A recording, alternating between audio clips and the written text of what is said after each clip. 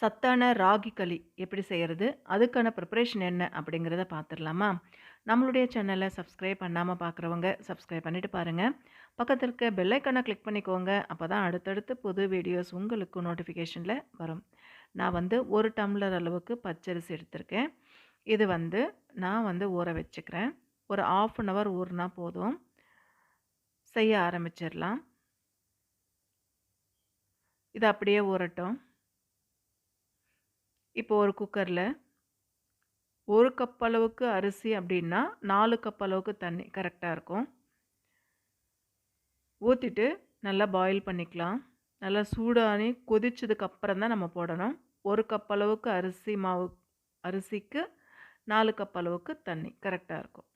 இப்போ நல்லா பாயில் பண்ணதுக்கப்புறமா நம்ம ஊற வச்சுருந்த அரிசியை சேர்த்துக்கலாம். சாதம் வடிக்கிற மாதிரி தான்.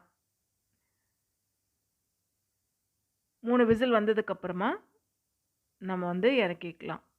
இப்போ மூடி வச்சிடலாம். கொஞ்சம் சால்ட்டு சேர்த்துருக்கேன். சால்ட்டு சேர்த்து செஞ்சால் களி டேஸ்ட்டு நல்லாயிருக்கும். அதுக்காக செஞ்சுருக்கேன். இப்போ விசிலு போட்டுடலாம். இது அப்படியே இருக்கட்டும். 1 கப் அளவுக்கு தண்ணி ஊற்றிட்டு 1/2 கப் அளவுக்கு ராகி மாவு சேர்த்துக்கணும். நல்லா மிக்ஸ் பண்ணிக்கணும். கட்டிகள் இல்லாத மாதிரி நல்லா கரைச்சிக்கணும். டைரெக்டாக கூட நம்ம ஊற்றலாம்.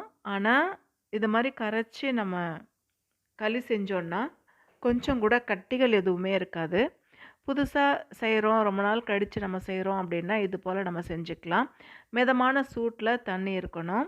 அது மாதிரி இருந்தால் கட்டிகள் எல்லாமே கரைஞ்சிரும். இப்போது நம்ம வடித்து வச்சுருக்கோம் இல்லையா குக்கரில், அந்த சாதத்தில் இதை போட்டு மிக்ஸ் பண்ணிக்கணும்.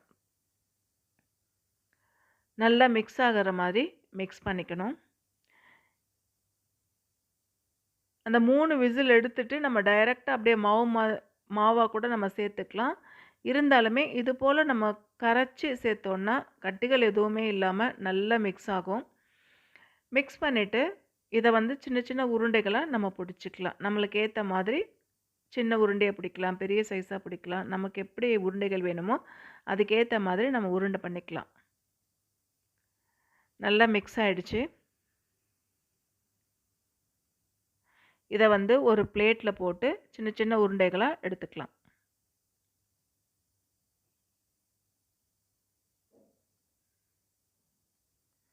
கொஞ்சம் தண்ணி சூடாக இருக்குல்ல, கொஞ்சம் தண்ணி தொட்டு நம்ம உருண்டையாக பிடிச்சா சூப்பராக உருண்டை ரெடி ஆகிடும்.